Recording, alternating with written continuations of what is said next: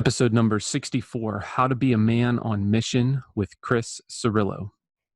Gentlemen, one of the things I know that's important for us as leaders in our homes is to have a crystal clear vision for the direction God wants our families to go. Unfortunately, many men sit passively by as the days, weeks, months, and years go by, never really initiating a clear vision and mission for their family. And often the days are on autopilot and we end up living by default rather than by design. The thing is that God has placed an irrevocable call on your life and on your family as a collective unit. Chris Cirullo is with us today to discuss how to craft a mission and vision for your family. We flesh out how to discern the calling and assignment God has placed on your life and on your family. Now, gentlemen, make sure you pay close attention to this one. Chris shares with us some vitally important information that will aid you in carrying out the good works that God has prepared for you in advance. Show notes and resources can be found at dadhackers.us/064. Also, I wanted to make you aware that we do have a 5-day email challenge. When you go to the show notes, there will be a place where you can sign up for that. And every day for 5 days, you will get an email with an action step and an assignment and some teaching in there that will help you kind of begin to develop a framework for how to be a better dad. And while this isn't going to totally revolutionize your parenting, it will at least give you a place to start and some things to think about in a framework to begin to scaffold up so that you can become a better dad. Make sure you go to the show notes after the show and subscribe to that 5-day email challenge. What's up, Dad Hackers? My name is Patrick Antonucci, and I am the host and founder of this podcast and community of Dad Hackers. Well, Dad Hackers is a community of Christian fathers who are devoted to encouraging, equipping, and enabling one another to become the men that God has created and called us to be, so that we can raise up the next generation of fully devoted followers of Christ and leave a legacy of multi-generational faithfulness. Now, on this show, we primarily interview Christian men to dive deep into their experiences and insights into what it means to be a Christian man, a Christian husband, a Christian father, and a Christian leader. We ask questions that dig deep into the thinking and rationale and experiences of these men so that we can all learn and grow into the men that God is calling us to be. I'm so thankful that you've joined us today. Make sure you subscribe so that you never miss any of our value-packed episodes. Also, please make sure you leave an honest review if you're listening to this in iTunes or any other platform that takes reviews. Reviews boost the show's ratings, which means that more dads are going to come across our show and benefit from the content that we put out. I also wanted to let you know that we do have a free private Facebook group just for Christian dads. So after the show, make sure you hop on over to the show notes. There's a link for that in there as well. All right, Chris, thank you so much for coming on the show today. How are you doing, brother? I'm doing good, Patrick. Thanks for having me. Sure thing, man. This is great. I think this is the earliest podcast recording I've ever done. It's 9 o'clock my time, and I think 6 a.m. your time? 6 a.m., man. It's bright and early. Yeah. It's rainy. Well, not quite bright. Yeah. It's a little rainy on my end of the country, but not quite as early either. So. Oh man. But anyway. Well, yeah, it's good to be here. I'm excited for this chat. Yeah. I'm looking forward to it. And you and I were talking a little bit before we hit record, and I think the stuff that we're going to talk about is going to be really, really valuable, and I know I'm looking forward to it too. So, Chris, why don't you start off and tell us a little bit about who you are, your context as a Christian husband, father, and some background, just so guys who aren't familiar with you yet can become familiar with you and know where you're coming from. Yeah. So current context is married for going on almost 8 years. I've got 2 kids, 2 boys, Asher and Solomon, who Solomon is 1. Asher is 3 years old, and they are just a blast. My wife and I are pretty passionate about family and just understanding how to craft a culture within the home. And so that's really comes out in much of the ministry work, and the online work that we do is really helping other folks understand how to do that as well. I grew up in a Christian home, but my parents really didn't have a vision or a process for helping craft a culture in the home regarding our faith and regarding legacy. So a lot of it had to do with kind of work and career and things like that. I mean, and that's pretty typical, American experience, right? Like, Yeah, definitely.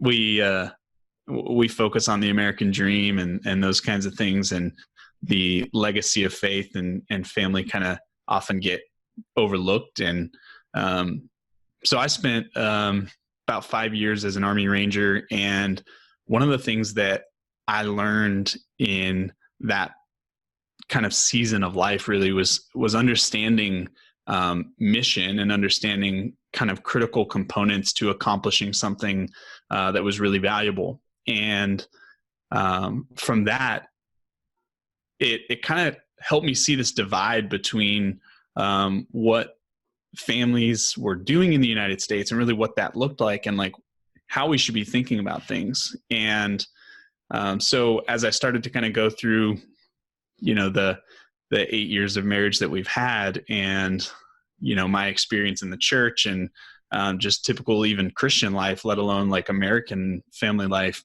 I just started to see this big gap and this big divide between kind of what the Bible shows us in terms of family values and legacy and how to shape culture, and really what we were doing as the church. And so that's kind of really where all this started from, and what brought me to where I am today.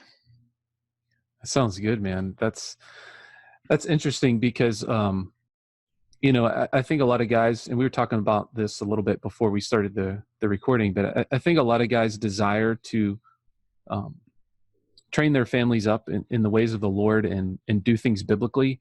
But a lot of us don't know how to like walk that out in everyday life. And we end up living life on autopilot and just going day after day after day, going through things and going through the motions. And like, we'll take our family to church and maybe we'll read a Bible scripture at dinner table or pray or something like that. But we don't have like this solid core or conviction of what our family as a whole unit is called to do by God. I don't think we, and particularly like you're saying in the United States, I don't think we think in that context. We often think individualistically, like, what is my calling as a man? What is my calling? And not so much what's my calling for my marriage, what's God calling my family to do. So I think this is going to be pretty cool stuff to talk about. Yeah, you're right. I mean, if you think about it though, like we're all equipped to do this, and we all do this every day, right? So what I mean by that is, yeah, yeah. So what's interesting is like, we would all find this to be a normal practice, like understanding, hey, what are we called to be doing? What's the mission of our family? All that kind of stuff. We do this in sports teams. We do this at high schools have mission statements, right? Like, colleges, businesses, clubs, like everything, all these organizations in the world always understand the value of having a mission, understanding what that mission is, catching a vision for where they want to be, and then putting that down to help guide their process, right? Like, this is everyday business. What would a massive corporation do if they didn't know what their mission was, and they didn't have a vision statement, and they didn't craft a culture around that, right? Like, it would crumble. It would not succeed. But we just don't do that with family for some reason. And oftentimes I don't think it's intentional. I think it's just that guys, because this has been something missing in the American lifestyle for centuries now, it's like,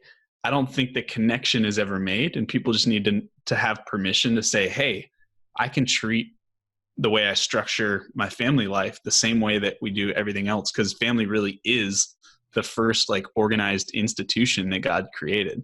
Yeah. What do you think? Where do you think the breakdown occurs? You said it's been like centuries since we've thought about family in these terms, and I think you're right. But what do you think has led to this this breakdown, I guess, in the gap, and guys not making the connection between, oh, like we're so intentional with the teams that we coach and the businesses that we run, and even within the church, as like the formal church gathering and the church building and how all that operates. But then when it comes to the family, it's like where it's like super critical and super important, it's non-existent. Where do you think that breakdown occurs? I think a lot of it has really been rooted in the way that the United States has evolved, right? It's evolved into an individualistic culture that's really designed around the individual is of the utmost importance, rather than the individual is a critical component to a family mission, right? So now, rather than parents saying, well, my kids are part of the mission and the calling that and I think we should take a minute to kind of define that in a second. But God has called us to do this. It is God has called me, and I'm going to go my own way. And so whether that be, I have this passion to be run my own creative agency, right? So I'm going to go do that, and it has nothing to do with my family, because that's what God's called me uniquely to do. But I think that history, biblical history, and actually all the way up through really early days of the United States, like that wasn't the case. People lived multi-generationally. People lived with a multi-generational vision and mission. And I think the impact has really come from that shift in the way that we think about what's most important, versus, or the individual versus the collective. My parents, they actually just got back from a trip to Egypt, and what they found was that these families live in these buildings, and they actually build multiple floors for each of the individual families within the larger family context. And so when a son reaches a certain age, they actually begin building like the shape and the like foundation or whatever it is for that particular floor. Then when they get engaged, they do a 2-year sprint to build that next floor, so that particular son and his wife or their family or whatever can have a place to live with the whole family. And so I think it's just interesting as you look at these other cultures that are not as ingrained in kind of the American dream type of experience and culture, they just think about family very differently. Mm-hmm. So, I think it's important too, though, if we take a minute, Patrick, to kind of like define some of these things for folks. Because for me, when I first started this, I think there was a lot of like muddiness and lack of clarity around, some of these things. So the way that our family looks at this is you've got mission, which is in our case kind of synonymous with calling. And then you've got your assignment. And so calling is what we would say is kind of an irrevocable call on the lifetime of you as an individual and your family. And so what that would be really is a general theme in your life. One of the ways that I would explain this is, John is a communicator. That's the way he was designed by God. He's really good at communicating ideas. He's good at public speaking. He's good at talking in small groups. He's, the works, right? Like that's just kind of, he's very articulate. That's the way he thinks. In this season, he might be helping his church run a podcast. And in this season over here, he might be actually preaching from stage or leading a small group or running the youth ministry, or perhaps he's even in business and he's actually a sales trainer for a corporation, right? Like calling. And then there's assignment. And assignment is kind of like the individual specific work, ministry, or activity that you're doing in that season. It's one of those things I just mentioned. He's working in business as a trainer. He's a preacher. He's a podcaster. And so that's kind of the difference here. And so I would always encourage guys, like, you need to take time and understand what the general themes in your life are and how you really feel like God has hardwired you, because that's going to be a direct indicator of how your family is meant to have impact. And then from there, you can identify unique assignments throughout different seasons because it's in line with what you're called to. So I would differentiate it that way. Does that make sense? Yeah, just like a clarifying question. So if use the communicator concept again, because we're communicating here and this is a podcast and you brought that up. So I'm podcasting now, and I feel like part of what God has called me to do is to facilitate a community for men, particularly Christians who are fathers, Christian men who are fathers, and encourage and equip them to become the men that God has called them to be. So that's for me individually. How does that get worked in to the whole collective as a family, so that I'm not just pursuing what I'm doing with Dad Hackers totally segmented from the rest of my family? Does that question make sense? Yeah, absolutely. I could see a lot of guys getting into that, like, oh, I'm called to youth ministry. I'm called to being a full-time preacher. I'm called to mission work, or I'm called to this after-school program, or this online ministry, or whatever. And a lot of the work, when you get down to the specific assignments, is kind of individualistic. So I'm just curious how that all fleshes together, I guess. Yeah, see, I would call all of those assignments and not a calling. I think a calling is a general theme that you're going to be in agreement with your wife on.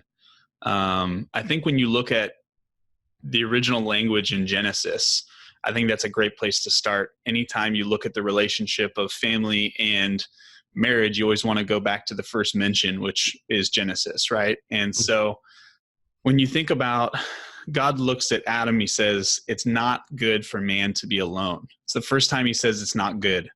Yeah. So he's already given Adam something to do, and Adam can't accomplish it without having a helper. And the term helper that's used in the Old Testament there for Eve, or what would later be called Eve, is actually the same Hebrew word for helper that's used like 16 other times in the Old Testament for the way that God actually talks about himself towards the people of Israel. Yeah. So there's this clear indicator that the wife is very much a part of this calling, of this mission that God has given to man. So to think, and then you got to understand and remind yourself that we are one, or uniquely brought together into one flesh. Mm-hmm. And so I think that's a mystery that none of us will fully understand until we're in heaven. But remembering that is, and thinking of the way that we do life that way, I would say if you're not in agreement with your wife and you guys have gone through a very prayerful, hopefully in-depth, hopefully long-term process to identify what God has put into you to do, and you're not in agreement, then one of you is probably incorrect, and you need to continue to seek the Lord in that area, right? So I think once you have identified the true mission and calling that your family has been placed on, or has had placed on them, I think you'll be in agreement. So that's stage one. My wife and I are in agreement for us that, back to our reference, I'm a communicator, and I'm specifically called to encourage, equip, to train, to lead, to speak to other Christians. Now, in different seasons, our assignment will look different, and we'll be prayerful about the assignment to ensure that, hey, is this actually where God's leading us in this season? And then if we're in agreement on that, we can move forward like full head of steam as a family. Then the language starts to shift in the home too. So an example is, I'm currently in a job where I travel. And when I leave the language that my family uses is that they're actually sending me on an assignment, which is really cool. So when I'm traveling for work, my kids take part in sending dad to accomplish in this season what I'm assigned to do. And it's in line with our calling as a family. And so they get to be part of that. And so little nuances like that start to shape the culture in the home so that it becomes like holistic rather than individual. Does that make sense? Oh yeah. That makes a lot of sense. And so it may not be a total upheaval of everything you're doing. It just may be communicating with your wife and seeing, okay, we are actually working where we're called to work and doing the assignments we're called to be on. And maybe we just need to be more unified on that and to get clarity on it, as well as change some of the language and the mindset behind how we think about what we're doing. Because, like, for example, I'm just thinking about the way that you're talking about this. I'm down in where I do my podcast recording, and my family's upstairs. For them to think of it as we're sending dad downstairs to his workroom where he does the podcasting on an assignment to do the podcast recording versus dad has another podcast. We just got to be quiet up here while he does it. Is that kind of the shift in mindset? Yeah, absolutely. Because, you got to think about young kids too. Like, how cool is it for them to be a part of something? And when we invite them into the story of the family, they can take ownership. And over the years, as they develop in their faith and they understand more about what we're accomplishing as a family, they can really take ownership of that. So my kids can say that our family does X, Y, and Z, and this is the impact that we're having because they've taken a part in sending me, whether it's in the other room to do a podcast or on a trip or to a speaking, gig or something like that. And now they're written into that story. And so as they grow in age and they develop out in different things, like now it looks like, okay, well, as a family now, it's something I learned from our mentors, like, hey, I'm going to go take this speaking gig at a conference. I'm going to take one of my kids and they're going to be part of this experience. And it's going to be father-son time, and they're going to be able to be a part of what the family is doing. It's not dad leaving on another trip. So I think you're exactly right. Just changing the language, some of the nuance, just looking at it slightly different. It doesn't necessarily mean you're changing the way you do everything. It's just changing the way you think about it and the way you talk about it. Yeah, that's pretty cool. You and I were talking a little bit before we started recording about how you're making a transition in your career and how that's tied back to your vision and mission for your family. Can you explain a little bit about the process of how you came to make that decision?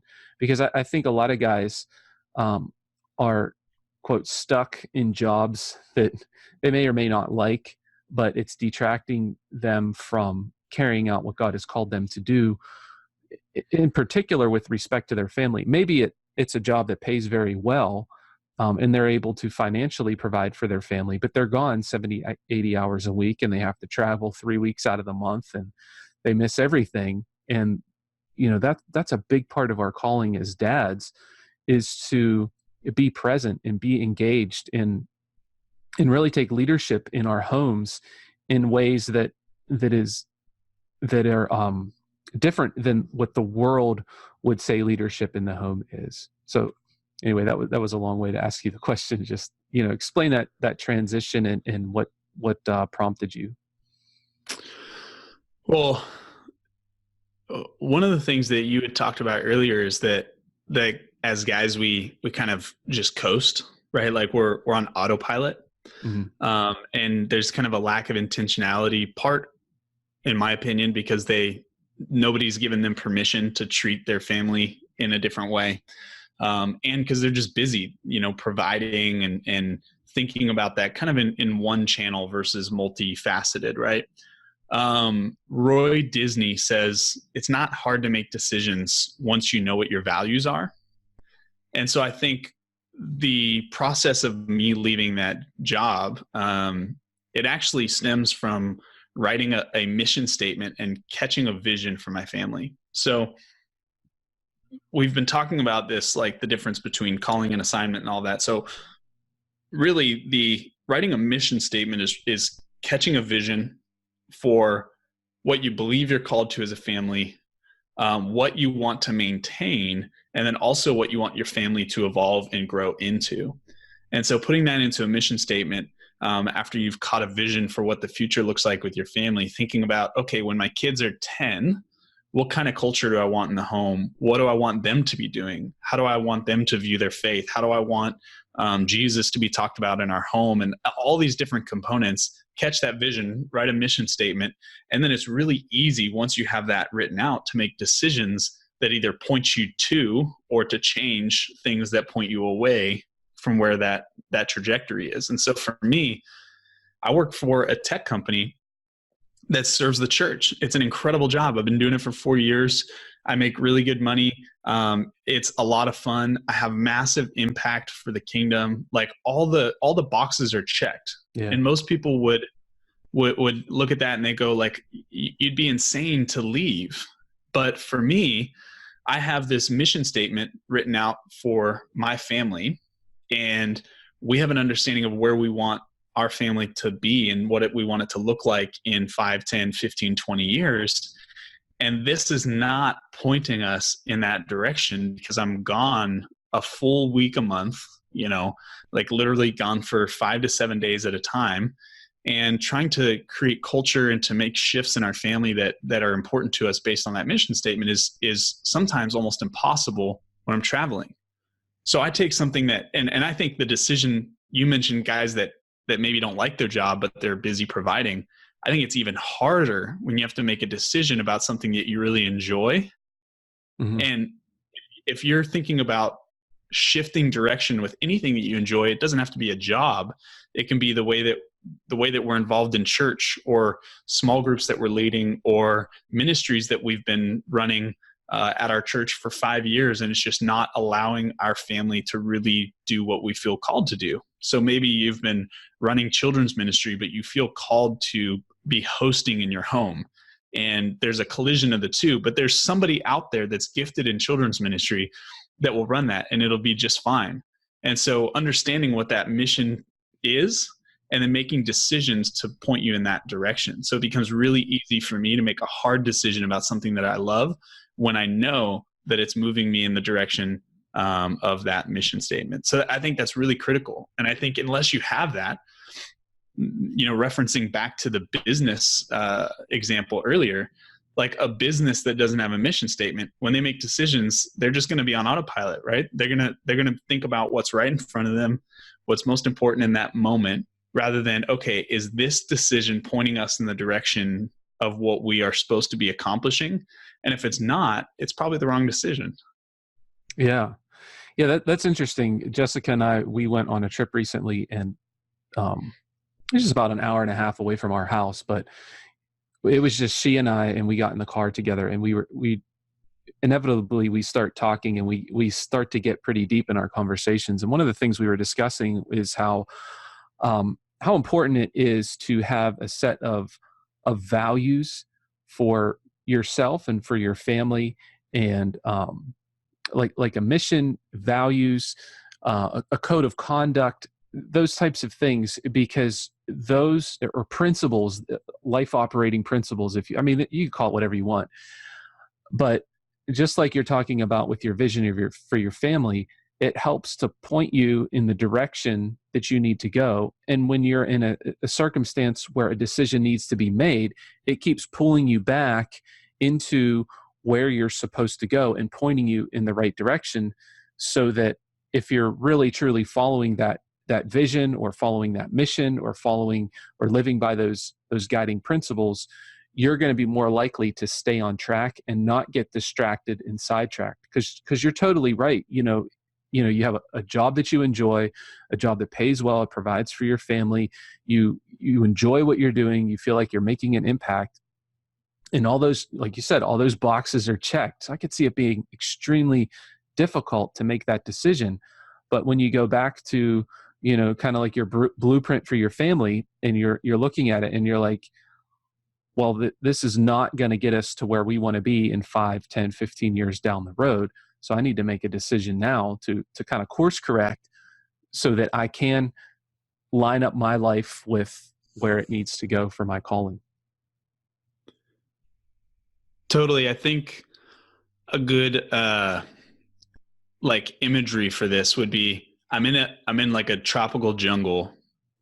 I've got a compass in my hand, and I've got my azimuth, it's pointed in the direction that I'm supposed to be going, which is leading me to the ocean, right? To this glorious beach, amazing body of water. There's, lush vegetation over in that direction. And off to the right, I see this kind of tropical oasis. There's a small pond, looks like it might be clear water. It looks pretty good. It looks kind of nice, but that's going to take me, way out of the way from where I'm supposed to be headed, which is the beach. But I've only got 30 minutes to get to the beach. Yeah. Because really we're all living with a finite period of time that's indefinite. We don't know how long we have, and God's put us here to accomplish one thing. So what is it going to cost me to go off my compass azimuth, to go off course, to go over in this direction, which is good and beneficial and lush and green, and am I going to run out of time? Am I not going to accomplish what I was supposed to do because of that? And so the compass is your mission statement. It is your vision for where you're headed. That keeps you true north, like as a family. I think it's important too that guys have permission to think differently. Like, we are Christian men.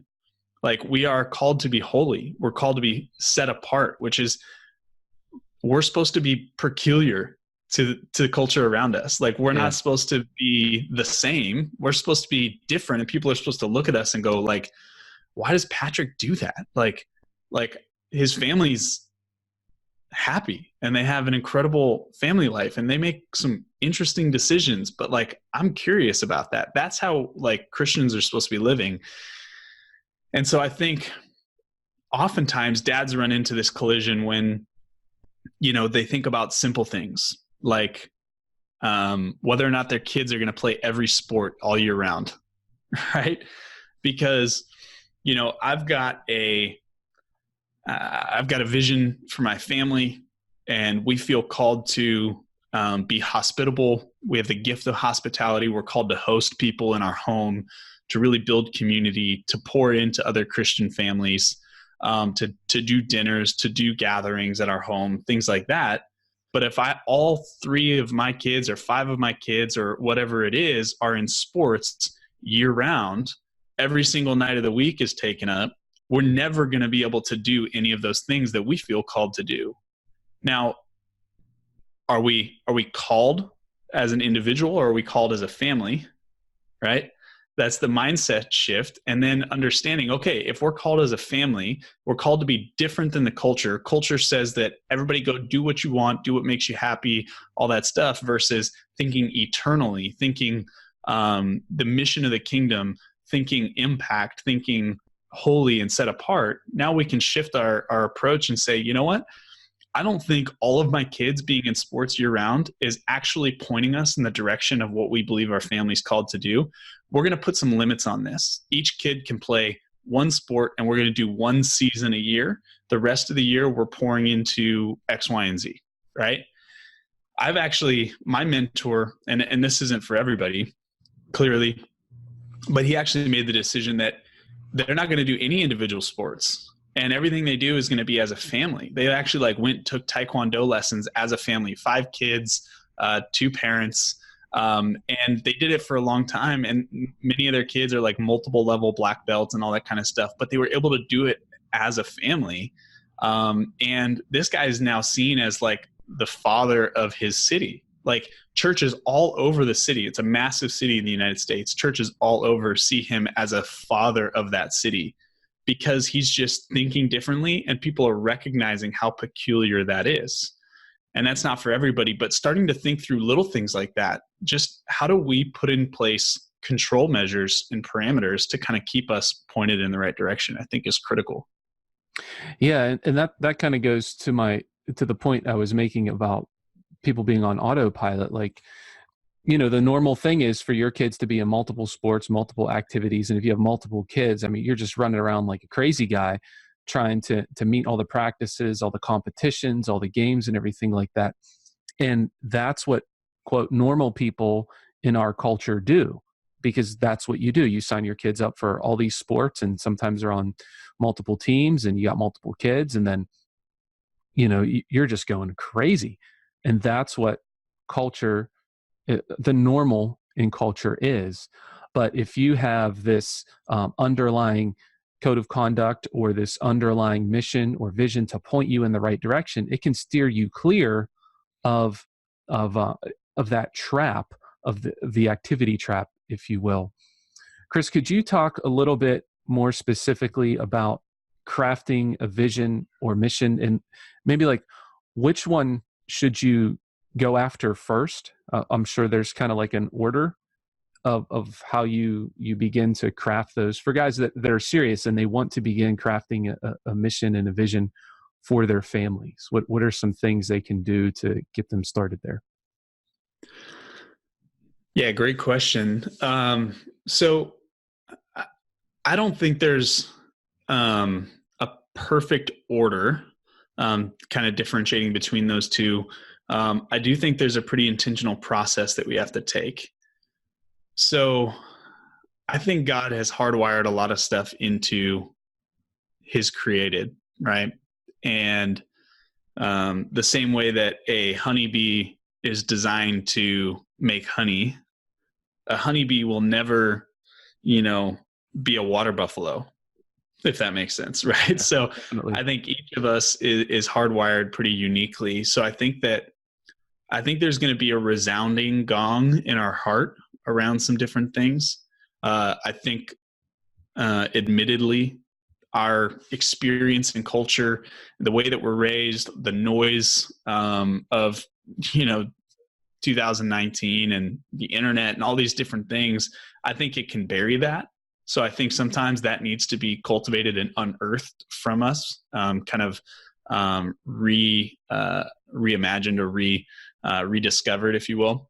But it's in there. So I would say if you already have that, that's going to be kind of the nucleus of all of it. Write that down and understand, okay, this is very specific to the calling in my life and in our family. And now spend some time in prayer and understand like what you feel God has called you to do, and understand that is going to have family attributes to it. It's never going to be just me, John Smith, called to be a missionary and leave my family behind. I don't think that that's what God does. I think there might be a season where I would go on a mission without my family, but I don't think it's a disconnect from the family. One of the first commandments that God gave us was be fruitful, multiply, fill, and subdue the earth, right? And it's a family calling on mankind.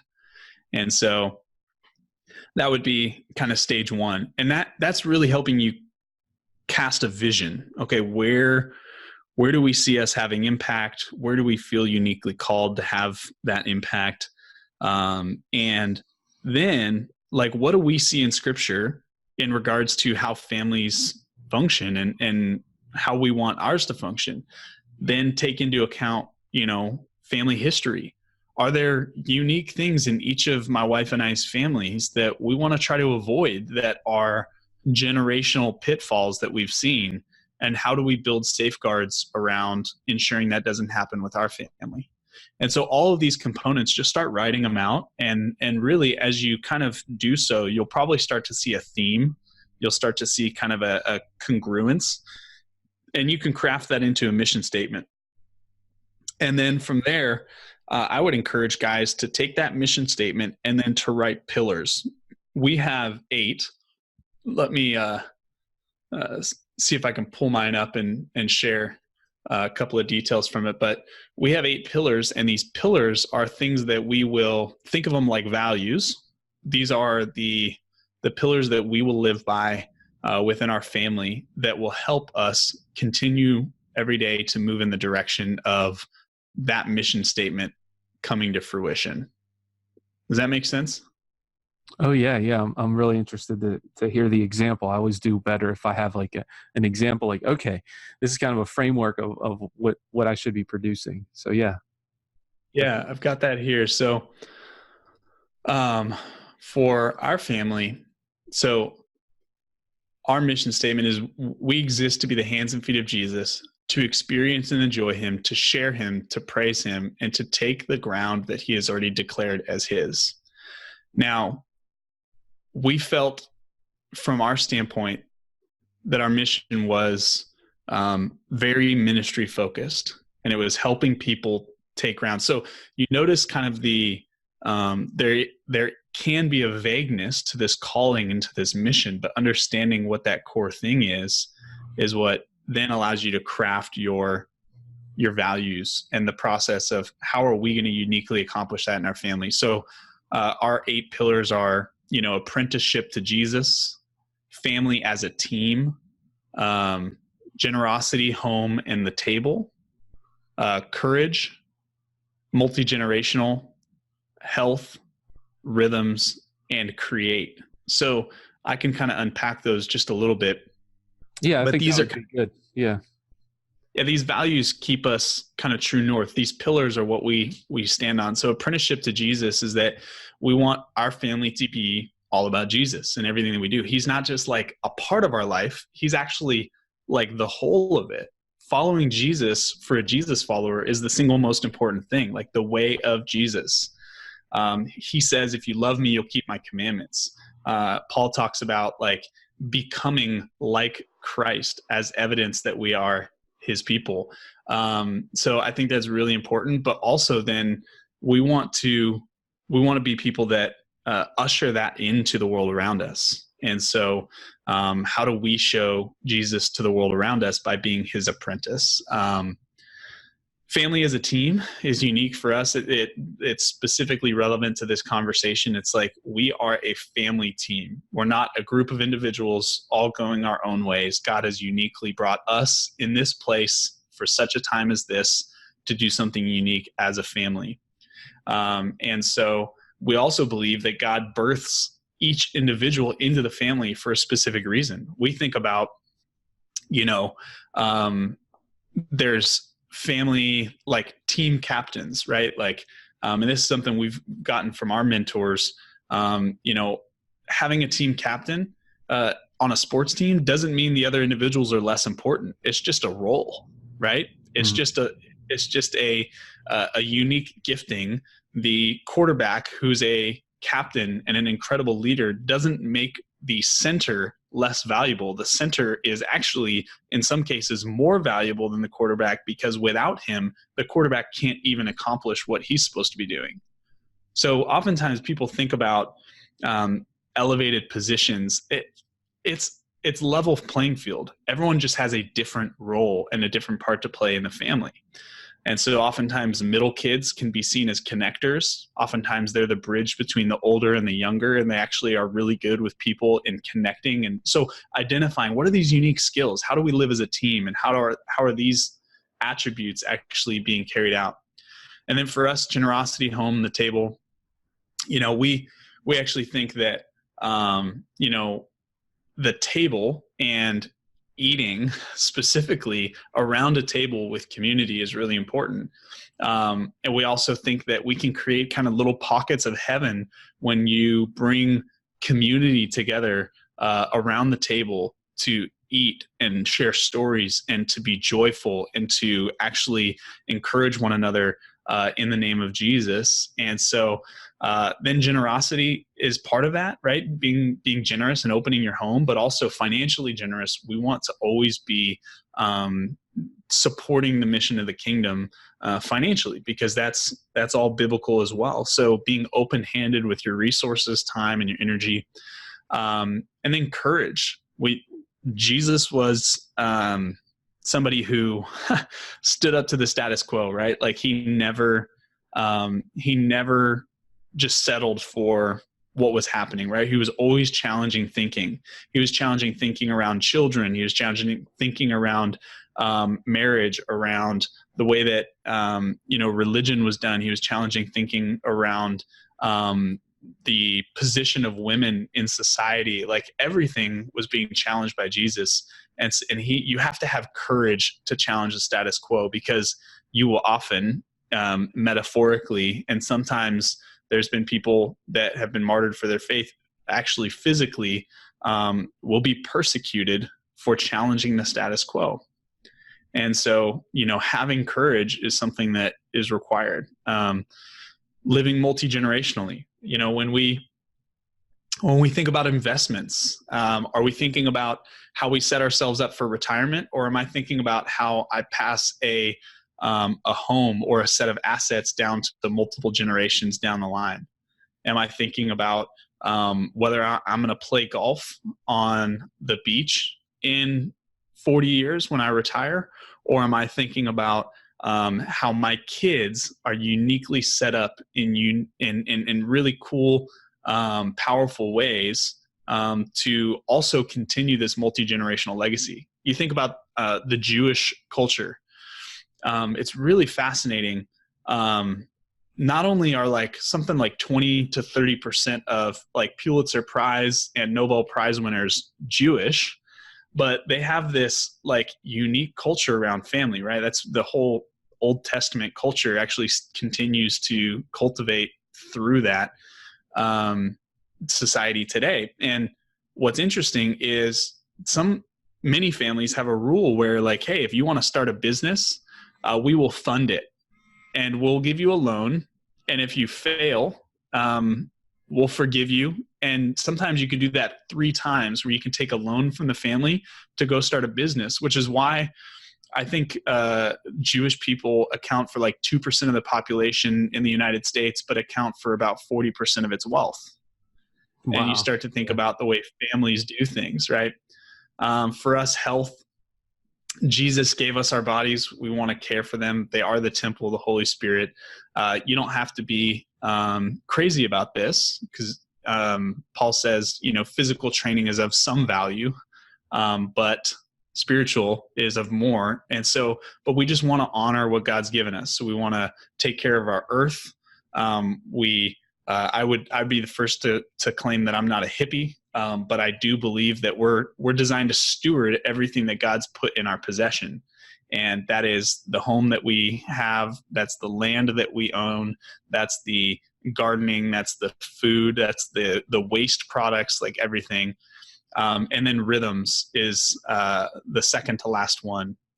Weekly rhythms, yearly rhythms, daily rhythms, they're all important. So we Sabbath every week. Friday night to Saturday night is no phones, no TV. We actually have a Sabbath dinner where we just enjoy ourselves.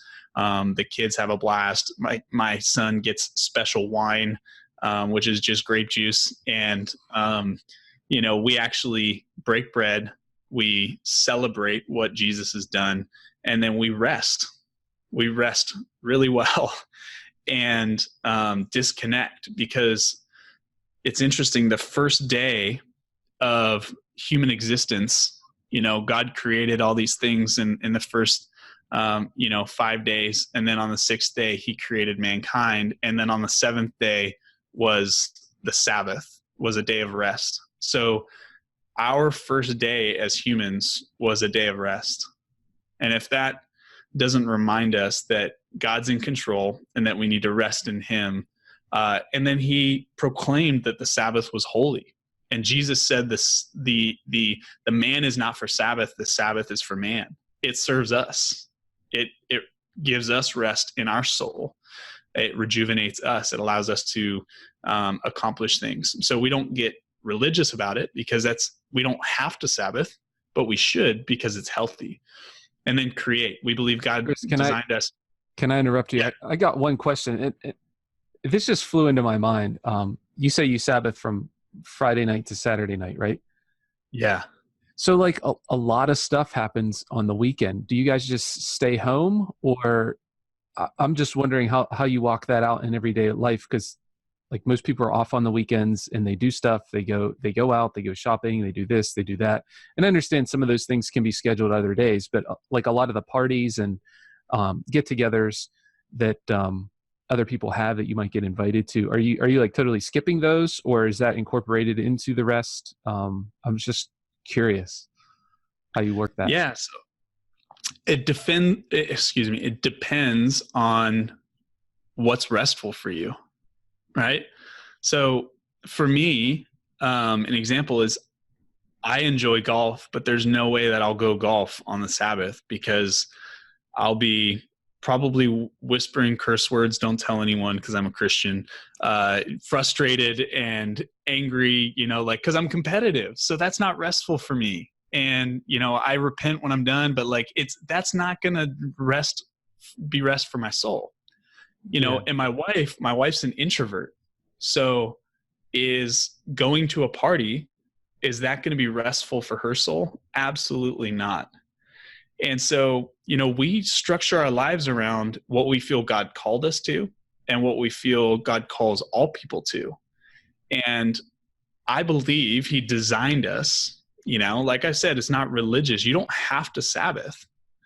But I think he designed us in order to have that rhythmic rest. And I think to go against his design is no different than any other design that we might go against, like, whether or not marriage is male and female, or, you name it. Right. And so I think sometimes we pick and choose as Christians which designs God created that are imperative and which ones are not imperative. And the worst people at this are pastors. The worst people. We're kind of going on a rabbit trail here, but this is fascinating. So my company throws a conference every year. It's massive, like 1,200 churches are there. And Carey Nieuwhof, who's got one of the top like Christian leadership podcasts in the world, he's a pastor at Connex's Church in Canada. He actually did a live poll during his keynote session asking people to vote on whether or not they experience burnout and whether or not they're experiencing symptoms of burnout in that moment. 83% of people in the audience, all pastoral ministry, were experiencing burnout. Wow. So pastors, you look at the 10 commandments, the Sabbath is one of the original 10 commandments. Again, Jesus has fulfilled everything on our behalf. He didn't abolish it. He fulfilled it. So we can live more freely, and we're not under the religious structure anymore in order to be righteous in God's eyes. But nonetheless, if a pastor were to break any of the other 9 commandments, he would either at best be fired, or at worst be in jail, right? Or be executed if he murdered somebody potentially, right? But for some reason that, other 10th commandment that we have, which is to honor the Sabbath, people are like, well, if the pastor's working hard and more people are coming to the church, he's, meeting people out on the street, evangelizing, doing these things and working his tail off, well, let's give him a raise. Yeah. Encourage more of it. Right? So we just have to think about, I think, from that perspective first, what does God say that we're supposed to be doing, and how did he design us? And is it wise to go against the way that he designed us so that we can go to a party on a Saturday night? And then we just shape what we do. We're not hermits by any means. Saturday morning, we wake up, we take our boys out to a local coffee shop that we have around here. We get coffee, we mingle with people, we enjoy avocado toast because it's kind of a hipster area. And, we have fun. My son gets a cookie. It's like the highlight of his day. Sometimes if we feel like it could be restful, we might shop, but the goal is not to be consuming a bunch of stuff, like spending money. The goal is to be thankful. So we're just really calculated with how we do it. Sometimes yard work and mowing the lawn is really restful for me, and sometimes it feels like a huge task. So it really just depends on kind of that week. do I feel like I'm in a position where I can rest well, pulling some weeds, piling up some brush, mowing the lawn, those kinds of things? Or do I just need a good book or the Bible and like 2 hours of quiet time? Like what does that look like? Do I need to do that while my kids are napping? And so not being so rigid and structured with it, but also, just protecting it and knowing that your body needs it. And that's the way God's designed you. Yeah, and I would think having the mission and the vision for your life to fall back on, to be able to evaluate the opportunities and things that come before you are very helpful in you determining. Like you said, it's not like this legalistic framework, like you can do this and you can't do that. Like one week cutting the grass may be totally cool, but the next week maybe you need a break from that during your Sabbath time.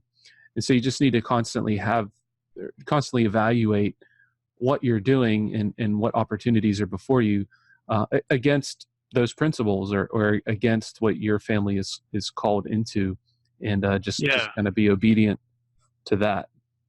Prime example, last Saturday we were in Arizona with my parents. Boys are visiting their great grandparents, and our normal structure was thrown for a loop. Our Sabbath day was playing in the pool and eating good food and just, hanging out with family, right?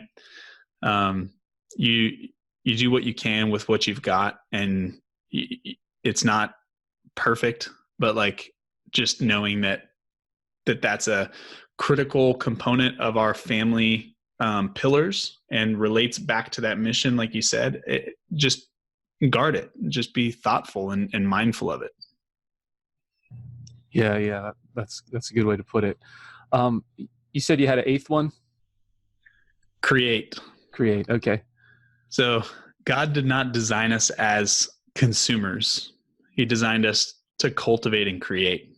And I think that's really important for folks to remember, especially men. I mean, something profound happens when you take your faith and how you lead your family to the next level and move your family away from being consumers towards being creators. So am I called to just show up every Sunday and attend church and consume a sermon? Or am I called to have an impact in my community, to lead another maybe new believer down a discipleship journey, to create something specific, to cultivate and create in the community, cultivate and create in my home, whether that's something as simple as planting a garden or building a bookshelf or whatever it is, just something to shift us away from this idea that we are consumers to God has actually called us to create and cultivate. And I think that in the United States, that's a pretty big problem that most of us don't want to address, because my selfishness is that I enjoy consuming. I do. I enjoyed buying stuff. I enjoyed, mass consuming podcasts. I enjoy just sitting in church and listening to a sermon instead of, obeying the 100+ one another's with the people around me in my community and actually bearing their burdens and loving them and sharing life with them. I'd rather just show up and leave. We all have that inclination in us. But again, setting a pillar, having it point towards the mission and understanding that that's kind of a guideline for us helps us stay mostly on track. We're not perfect in any of these. We fail a lot, but they keep us kind of reassessing and shifting back into the right direction. Good stuff, man. Yeah.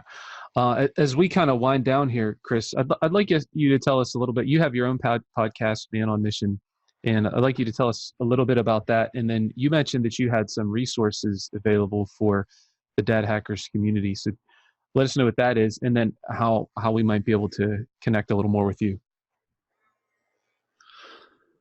Yeah. So podcast is Man on Mission. I think it's the only one with the name Man on Mission, so it should be pretty easy to find. The resources are really just centered around family mission and vision statement. So if you guys are interested in what it looks like to kind of go a little bit deeper in this, we're going to be putting together some additional resources that we'll send. And it's only going out to people listening to this podcast that know about this unique URL. So it's manonmission.org/family mission. manonmission.org/family mission. And really, Man on Mission is designed to be similar to Dad Hackers in the sense that it's interview based, but I'm bringing in folks from all walks of life with the goal of helping other people see how you can have bold kingdom impact through everyday things. So one of the things we talk about here is this mission statement, right? Like, how has God uniquely designed us? Not everybody's going to be a podcaster or a pastor or a speaker or, like leading a children's ministry or whatever it is. Some people are in fact called to be a CEO. Some people are called to be the head of a creative agency. Some people are called to be a construction worker and build homes.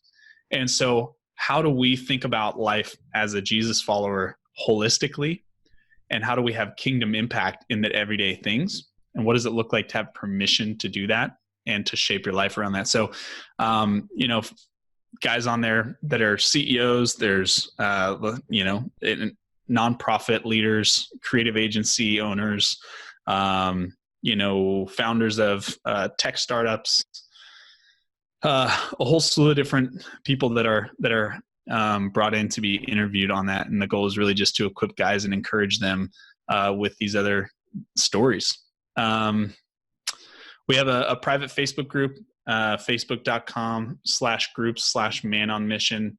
And you can find us on Instagram at everymanonmission.